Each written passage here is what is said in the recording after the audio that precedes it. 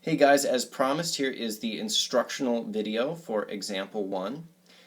Couple of reminders. 1, this should not be the first time you are looking at this problem. You should have already tried to figure out how it goes once all by yourself. And this is, you're looking at this now because you got stuck somewhere or want to check your understanding or something like that. Okay, this should not be the first time that you are looking at it. If you do get confused, please pause, back up, right? Those would be appropriate things to do. Also, if you realize that you made a mistake and need to fix something on your paper, right? Pause, make corrections, try and figure out the next parts before you just begin listening to what I'm saying, right? So don't just listen to the whole thing the whole way through and be like, yes, I understand everything about RC circuits, because that's not how it's going to work, okay? So pause as necessary. All right, let's go ahead and talk it through. The position in which we should place the switch to charge the capacitor for part A, we've already kind of talked about this. That would be position B. Okay, easy enough, right? The battery's got to be in the loop in order for you to charge the capacitor, right? That's how it goes.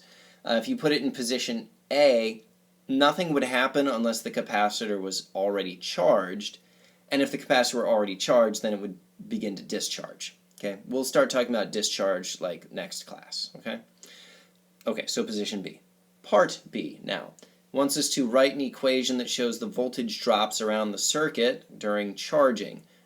You should already know what this looks like from the previous video and from class, right? That's use Kirchhoff's voltage law, or his loop rule, to interpret this circuit, right? So following our current around here, we can come up with EMF minus, all right, there's the resistor IR, is the voltage drop across a resistor, and then minus Q over C is the voltage drop across our capacitor, equals 0. Because the sum of the voltage drops around any closed loop is always going to be 0, and that's a closed loop. We're back where we started. Now, part C, we're going to start using that equation to determine things like, all right, what's the maximum current? What's the charge on the capacitor at this moment? And that sort of thing. And then in part D, we'll get to what's the maximum charge? What's the current at that moment? I want you to think about the fact that in this equation that we've got up here, this is a voltage, and this is also a voltage, and whatever they both are, they're going to add up to the EMF of the battery. So if it were, say, a 12-volt battery, and at some moment the potential across your capacitor was 2 volts, that would mean that the potential across your resistor would have to be 10, right? So whatever they are, they're going to add up to the volts of the of the battery. So it's a trade-off. You're going to have a, say, low current when you have a large charge, and vice versa. You'll have a high current when you have a low charge. So the maximum current then is going to occur when, guess what, the charge is in fact 0. If the charge is 0, then there's no volts on the capacitor, which means that that equation there just becomes I equals, solving for I, right? It's going to become EMF over R. So if I made this simple on myself and I said it was a 12-volt battery and it was a 12-ohm resistor, that would mean that we'd have, say, 1 amp of current. Okay? Sometime later than that, there's going to be some charge on the capacitor, and therefore the current would be less than that number I just came up with there. Sorry, implicit in what I was just saying was that this moment when Q equals 0 is at T equals 0, right? Initially, the very moment when you flip that switch to position B, right, that's when the current will be just EMF over R. Anytime later than that, when there's some charge on the capacitor, the current has to be less than that. Okay? So the maximum current occurs immediately. Okay. D now, the maximum charge on the capacitor, and then what's the current when that happens. So again, think about the trade-off thing that we were just talking about, right? When the current is large, that's when the charge is small, and vice versa. So the maximum charge, it stands to reason, would be when the current is 0, right? So that equation that we wrote up there, EMF minus IR minus Q over C equals 0. The moment when we're going to have the maximum charge is going to be the moment when the current is 0, and that's going to give us this. Okay, so therefore the Q, solving for Q, right, we're going to have the Q, that's a terrible comma, alright, well whatever, Q is going to be EMF times C. Alright, as for the question of when does that happen, right, does this happen immediately after? No, definitely not, right, we already settled that one. It's going to happen a long time later, right. The idea of charging a capacitor is it charges quickly when the current is large, and slowly when the current is small. So you have the greatest rate of charging when you have the greatest current, right, by definition. So that means that it charges quickly at first, slowly as it already has some charge on it. The more charge on the capacitor, the more difficult it is to put more charge onto it. So when it is at its maximum charge is going to be at technically never, not in your lifetime, so we say it's at t equals infinity. Okay, reality is if it's going to go to say 9 volts, it's at say 8.99 in some measurable amount of time. So actually 9, never. Not within your lifetime, infinite time. Reality is it may as well be 9 volts or whatever it's going to at some particular moment. Okay? All right. Finally, part E wants us to solve for some of the things we talked about, right? So we're given values now. We're supposed to find I max and Q max given these values. And then it also wants to know the current when Q has some particular value. All right, now, helpfully, we already have expressions for some of those things. I max is just going to be EMF over R. All right, so EMF over R is going to be I max. EMF is, it says 12 volts.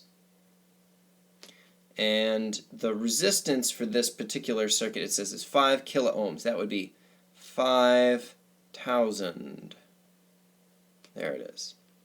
All right, equals a number. Specifically, it's 0.0024, or if you prefer, 2.4 milliamps. I do prefer that because I don't like writing all those zeros. Okay, so 2.4 milliamps, so small, right? There's never going to be a large current, right? That's the biggest it ever is, and then it's getting smaller from there. It's so small because we have a very large resistance there. Okay, the other part there wants to know Q max. I'm running out of space here, so I'm going to go ahead and just say, okay, look, there's Q equals EMF times C. That's going to be 12 volts for your EMF times 200 microfarads.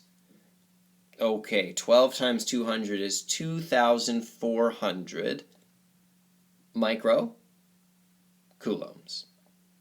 Or if you prefer, 2.4 millicoulombs. That's kind of weird that that coincidentally turned out to be the same number. It's entirely coincidence, okay? So 2.4 millicoulombs. Weird how that worked out. All right, as I recall, the answer key in the packet has R being changed to a value right here, this one. It's in the packet, I think I had it changed to 4 kilo ohms for the answer key. So the numbers aren't going to be the same if you're looking at the answer key because I worked it out with 4 in there instead of 5. Whatever, the technique is going to be the same. Okay? All right, and then finally it wants to know what's the current when Q equals 1/2 of Q max. Now for space considerations, I moved this to a new slide. So all that stuff we wrote down before is gone from your vision, but you can go back in the video if you need to see it again.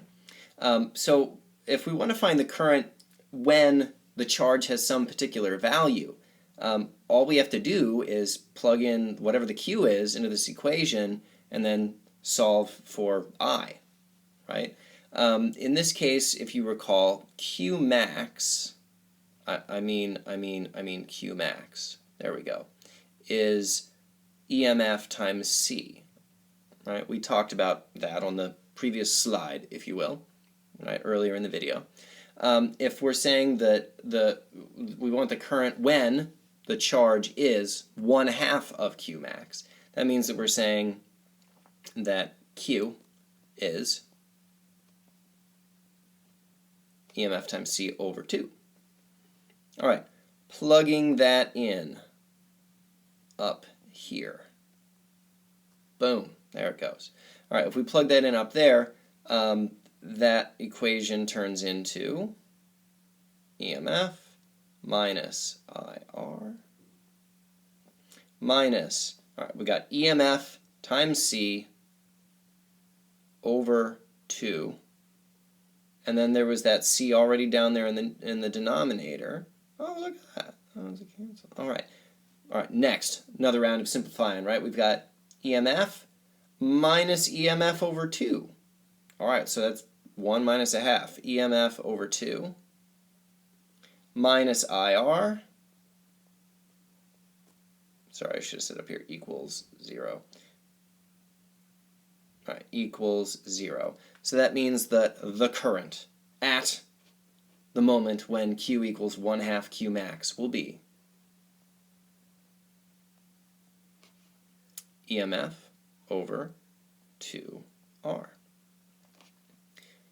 right, if you recall from the previous slide earlier in the video, EMF over R was 2.4 milliamps. So this will be 1/2 of that, so 1.2 milliamps. All right, so when the capacitor is at half of its maximum charge, the current is at half of its maximum. All right, that's not actually a coincidence, it's just kind of how it works out mathematically. All right, I hope that helps with that particular example. Good then, thank you for watching. We'll talk about discharging tomorrow in class. All right.